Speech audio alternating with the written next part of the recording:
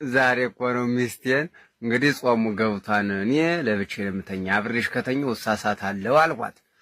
ኧረ እኔ ብቻዬን አልተኛም፣ ቅጥቃጤው ምንም አያሰኘኝም ወይ ሌላ ሰው አብሮኝ ይተኛ አለችኝ። እንግዲያማ ሰለሞን አብሮሽ ይተኛ የልብ ጓደኛዬ ነው ምናምን አልኳት። ኧረ ጥራው እኔም እወደዋለሁ እሱ ልጅ ጥሩ ልጅ ነው ምናምን ብለኝ እዤው መጣሁ። እወደዋለሁ የልብ ጓደኛ ነው። አሁን እዤው መጥቼ ማታ እራት በልተን ተኝተን እኔ ወለሉ ተኛው ለመጾም ብዬ እነሱ አልገው ተኙና ሌሊት አልገው ሲጥ ይላል።